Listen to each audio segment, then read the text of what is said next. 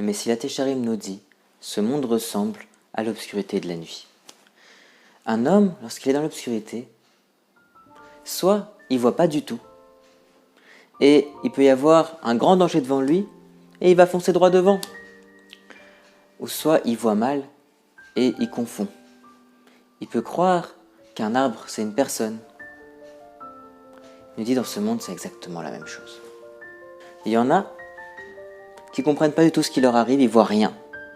Et il y a un danger, et ils foncent droit dans le mur. Et il y en a, il nous dit c'est pire. Ils confondent le bien et le mal. Ils croient que ce qu'ils font c'est bien, et en fait c'est mal. Il nous dit à quoi ça ressemble tout ça? Ça ressemble au prince de l'époque, qui pour se divertir, allait dans des labyrinthes, et il devait rejoindre une tour centrale. Et celui qui n'a pas déjà fait le chemin, ne peut pas rejoindre la tour, c'est impossible.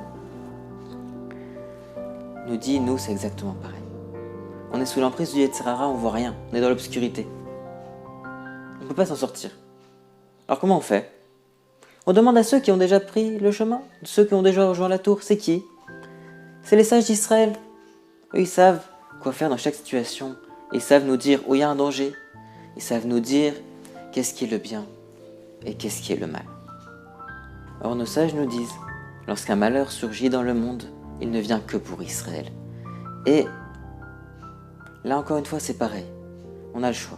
Soit on essaie de le comprendre tout seul, et on cède à la panique, on réagit comme ça nous vient, ou on écoute ce qu'ils ont à nous dire. Le plus grand sage de la génération d'aujourd'hui, le Rav Rav Kaneski, nous dit 3 choses par rapport à cette épidémie. Il nous dit qu'il faut se renforcer dans le Lashon Hara, la médisance, dans la tfila, la prière, et dans l'humilité. Or, on est en mesure de se demander, mais c'est quoi le rapport entre cette épidémie et le Lashon Hara et la médisance? Nos sages nous disent, le premier temple a été détruit à cause de 3 fautes, qui sont l'idolâtrie, les mauvaises mœurs ainsi que le meurtre, alors que le deuxième a été détruit à cause de la haine gratuite. Le premier temple a été détruit pendant 70 ans, alors que le deuxième, ça fait plus de 1930 ans que nous l'attendons.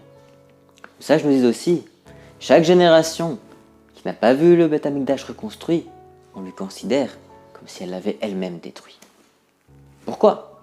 Pourquoi on lui considère ça? La réponse elle est évidente. Ne croyons pas que aujourd'hui il n'y a plus la haine gratuite qu'il y avait à l'époque. Si le Beth Amikdash n'est pas encore reconstruit aujourd'hui, c'est que la même haine gratuite qu'il y avait à l'époque continue d'exister aujourd'hui. Or je vous demande, c'est quoi l'expression parfaite de la haine gratuite? La médisance. La médisance, c'est causer du mal à son prochain sans rien en tirer. Causer du mal gratuitement.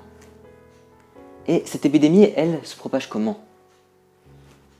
Elle se propage par la salive. Elle se propage par nos interactions sociales. En ce moment, ils sont en train de chercher qui est le patient zéro, de qui a commencé cette épidémie. Je pense que le message est clair. Une personne dans le monde a contaminé des centaines de milliers de personnes. Regardez l'impact que peut avoir notre bouche. Deuxième chose sur laquelle le Rav nous a demandé de nous renforcer, c'est tout ce qui concerne la tefila, la prière. Et on sait que la prière par excellence, c'est celle de la Hamida. Selon la halakha, selon la loi, on n'a pas le droit de passer devant quelqu'un qui fait la prière. Pourquoi? Parce que la présence divine se place devant celui qui fait la Hamida. Or, on nous dit que quelqu'un qui a du mal à se concentrer pendant la Hamida, sur quoi il doit se concentrer? C'est quoi le principal de la Hamida? La Hamida est divisée en 3 parties. La première partie, on loue Hachem. La deuxième partie, on lui demande. Et la troisième partie, on le remercie. On nous dit, celui qui a du mal à se concentrer, il devra s'efforcer sur la première partie de la Hamida, qui sont les louanges, et la troisième partie, qui sont les remerciements. lorsque les Bnei Israël sont sortis d'Égypte, ils ont envoyé des explorateurs pour visiter la terre d'Israël. Les explorateurs ont médit sur la terre d'Israël et les Bnei Israël se sont plaints. À ce moment-là, nos sages nous racontent, Hachem a dit, vous pleurez pour rien, je vais vous donner des raisons de pleurer. Et quel jour c'était? Le 9 Av, date de la destruction du Beth Amikdash. Et la question qu'on peut se demander, c'est pourquoi nous punir nous? Surtout qu'il est écrit qu'Hachem ne punit que sur 3 ou 4 générations. La réponse elle est simple. Aujourd'hui, on reproduit cette faute encore et encore. On continue de se plaindre envers Hachem. Lorsque nous, on ne fait que demander à Hachem ce qui nous manque, en pleurant, en lui montrant qu'on est triste, sans le remercier, sans le louer, on fait exactement la même faute que les Bnei Israël ont fait à l'époque des explorateurs. Hachem nous dit, vous voulez pleurer, je vais vous donner des raisons de pleurer. Et ça aussi, c'est un message clair qu'Hachem nous envoie avec cette épidémie. Est-ce qu'on le remerciait vraiment assez pour tout ce qu'on avait il y a à peine de cela 1 mois ou 2? Est-ce qu'on le remerciait ou est-ce que c'était pareil? On se plaignait que de ce qu'on n'avait pas. La troisième chose sur laquelle nous devons nous renforcer, c'est l'humilité. Déjà, qui peut aujourd'hui s'enorgueillir d'avoir de l'argent? Qui peut s'enorgueillir aujourd'hui d'avoir une voiture? Toutes les choses sur lesquelles on prenait la grosse tête, aujourd'hui, on n'y fait même plus attention.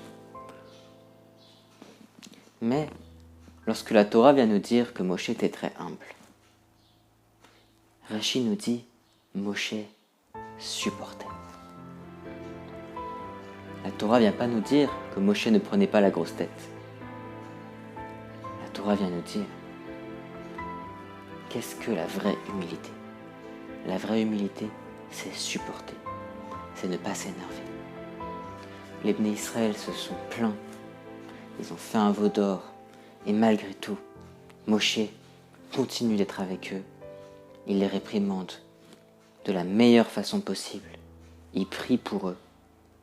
Et la seule fois où il a levé un bâton sur un rocher, Hachem le lui reproche. C'est ça, l'humilité. L'humilité, c'est de supporter. Nos sages nous disent, celui qui passe sur un seul de ses traits de caractère, on lui pardonne toutes ses fautes. Or, on sait qu'il y a 3 types de fautes. Les fautes faites par inadvertance, qu'on appelle les hataïm, les fautes faites exprès, qu'on appelle les avonot, et il y a les fautes faites par rébellion, chas v'shalom.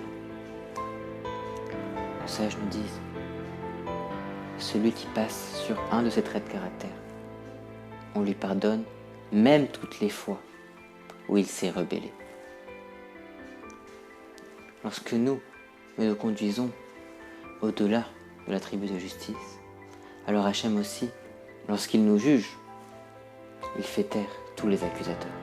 Il nous pardonne toutes nos fautes, même les plus graves. Alors, le message que je veux faire passer, c'est un grand message d'espoir. Hachem attend déjà depuis plus de 1930 ans pour reconstruire son temple. Il veut nous délivrer. Il veut amener Mashiach. Alors, il nous montre à quel point c'est grave la médisance. Il veut qu'on arrête avec cette faute qui a détruit le 2e Beth Amikdash, le 2e temple. Il veut l'amour gratuit. Il en a marre de la haine gratuite. Ensuite, il veut qu'on ait un lien avec lui, un vrai lien. Imaginez-vous que votre conjoint, que votre enfant ne vous dise jamais merci, ou qu'il vous le dise sur une feuille sans le penser.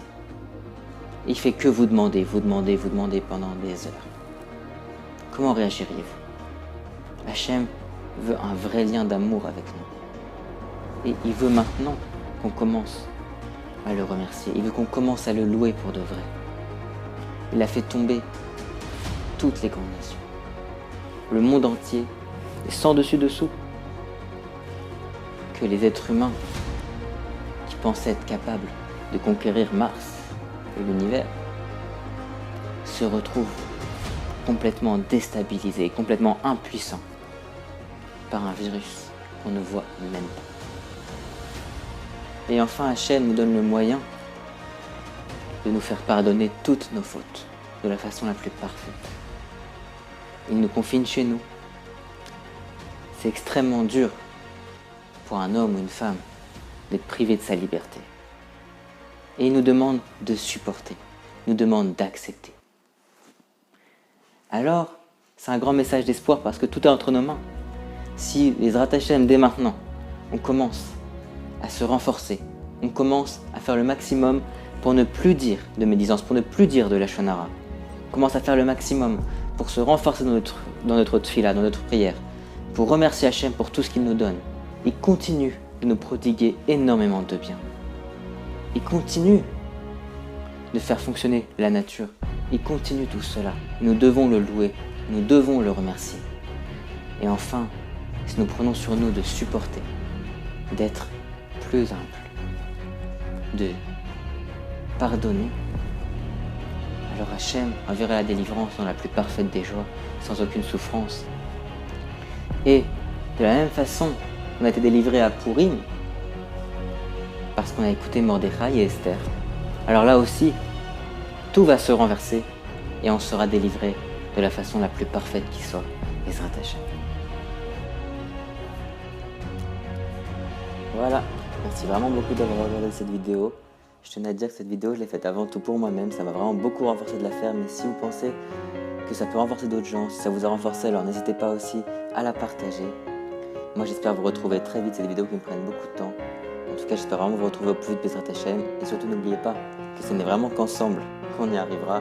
Alors, surpassons nos limites et devenons la meilleure version de nous-mêmes.